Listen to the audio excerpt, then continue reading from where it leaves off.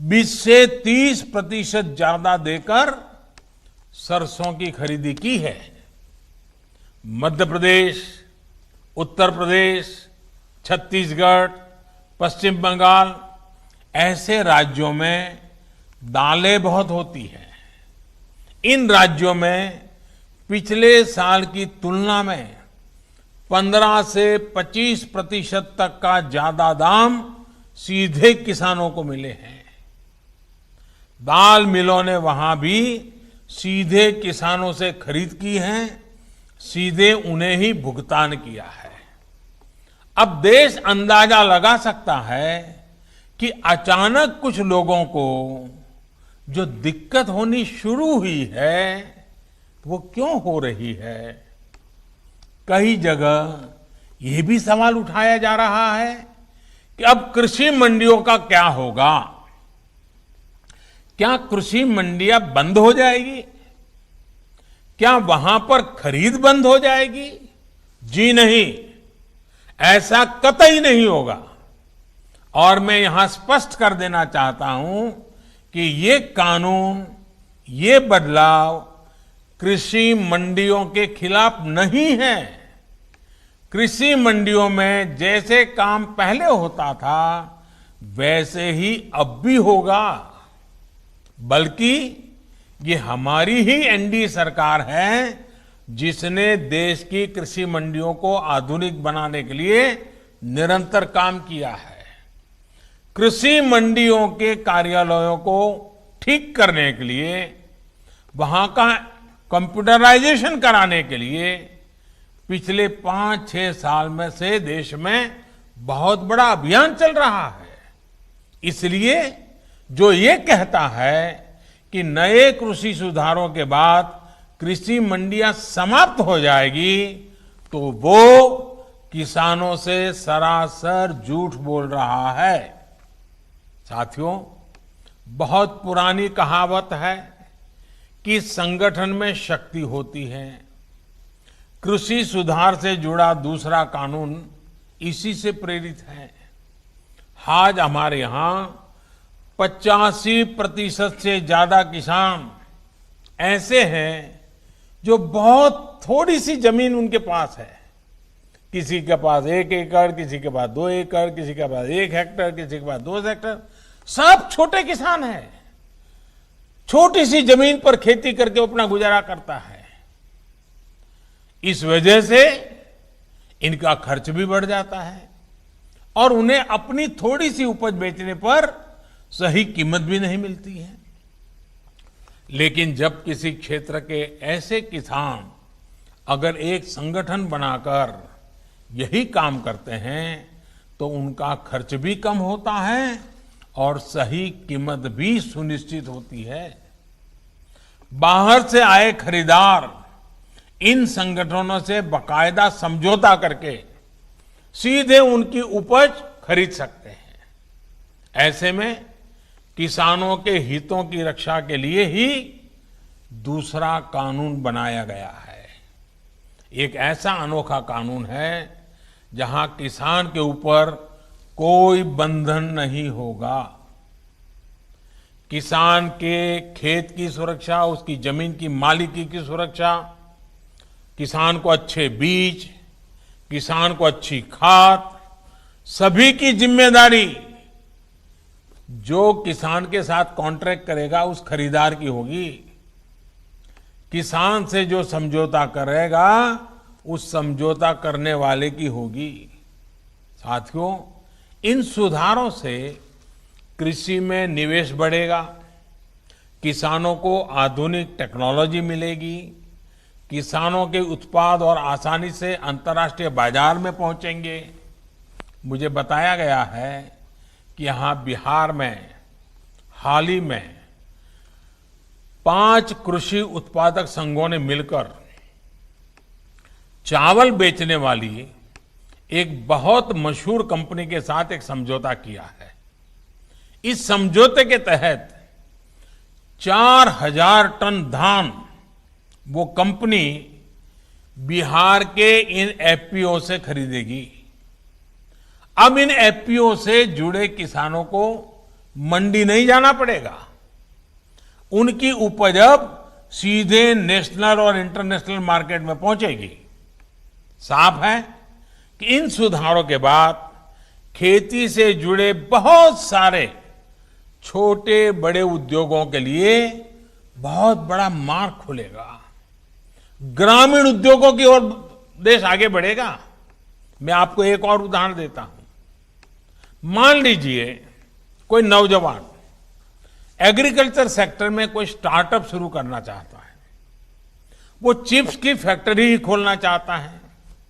अभी तक ज्यादातर जगह होता यह था, पहले उस पर आलू खरीदते थे, फिर वो अपना काम शुरू कर पाता था।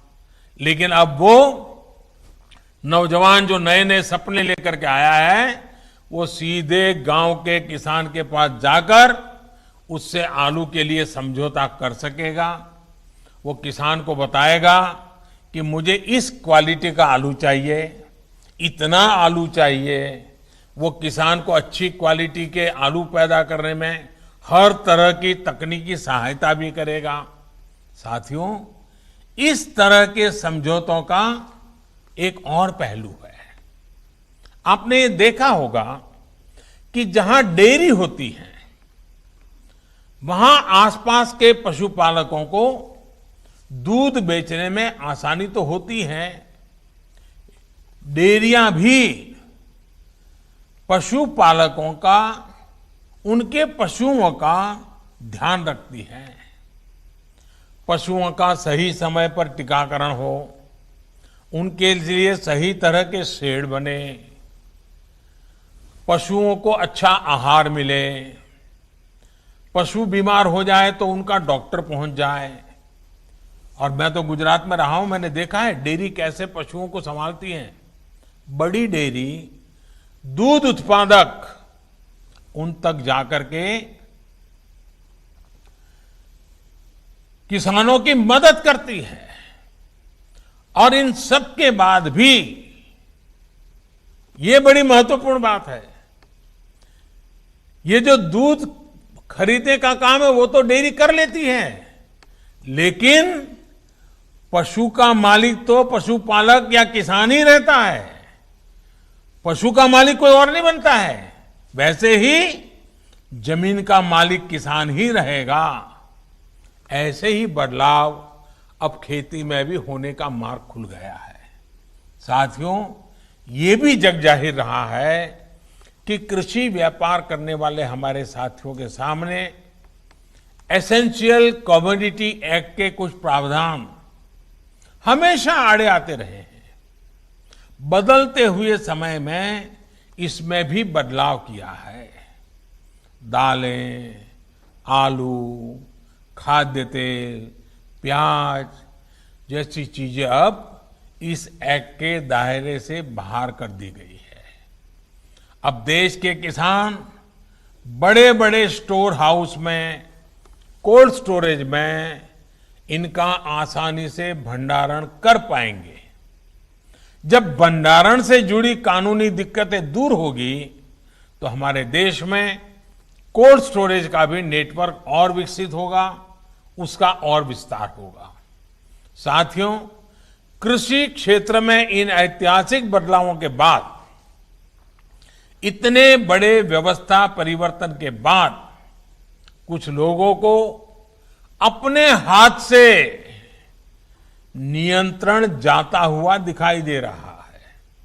इसलिए अब ये लोग एमएसपी पर किसानों को गुमराह करने में जुटे हैं। ये वही लोग हैं जो बरसों तक एमएसपी पर स्वामीनाथन कमेटी की सिफारिशों को अपने पैरों के नीचे दबाकर बैठे रहे। मैं देश के प्रत्येक किसान को इस बात का भरोसा देता हूं कि एमएसपी की व्यवस्था जैसे पहले चलती आ रही थी वैसे ही चलती रहने वाली है। इसी तरह हर सीजन में सरकारी खरीद के लिए जिस तरह अभियान चलाया जाता है वो भी पहले की तरह चलते रहेंगे। साथियों, किसानों को एमएसपी देने और सरकारी खरीद के लिए जितना काम हमारी सरकार ने किया है वो पहले कभी नहीं किया गया। बीते 5 साल में जितनी सरकारी खरीद हुई है और 2014 से पहले के 5 साल में जितनी सरकारी खरीदी हुई है उसके आंकड़े देखोगे तो कौन सच बोल रहा है, कौन किसानों के लिए काम कर रहा है, कौन किसानों के भलाई के लिए काम कर रहा है, इसकी गवाही वहीं से मिल जाएगी। मैं अगर दलहन और तिलहन की ही बात करूं तो पहले की तुलना में दलहन और तिलहन की सरकारी खरीद करीब करीब 24 गुना अधिक हो की गई है, 24 गुना अधिक। इस साल कोरोना संक्रमण के दौरान भी रबी सीजन में किसानों से गेहूं की रिकॉर्ड खरीदी की गई है। इस साल रबी में गेहूं, धान, दलहन और तिलहन को मिलाकर किसानों को 1,13,000 करोड़ रुपए एमएसपी पर दिया गया है। ये राशि भी पिछले साल के मुकाबले 30% से ज्यादा है। यानी कोरोना काल में न सिर्फ रिकॉर्ड सरकारी खरीद हुई बल्कि किसानों को रिकॉर्ड भुगतान भी किया गया है। साथियों, 21वीं सदी के भारत का यह दायित्व है कि वो देश के किसानों के लिए आधुनिक सोच के साथ नई व्यवस्थाओं का निर्माण करे। देश के किसानों को, देश की खेती को आत्मनिर्भर बनाने के लिए हमारे प्रयास निरंतर जारी रहेंगे और इसमें निश्चित तौर पर कनेक्टिविटी की बड़ी भूमिका तो है ही।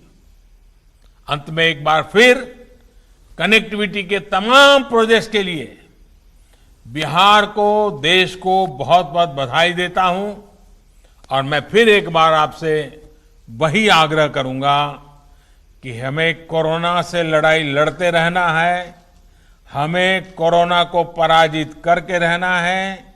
हमने हमारे परिवार के हर सदस्य को कोरोना से बचाना है और इसके लिए जो भी यम नियम तय किए गए हैं उनका हम सब ने पालन करना है। कोई एक उसमें छूटछाट लेता है तो फिर मामला गड़बड़ हो जाता है। हम सब ने पालन करना है। मैं फिर एक बार मेरे बिहार के प्यारे भाइयों बहनों को बहुत बहुत धन्यवाद देता हूं। नमस्कार।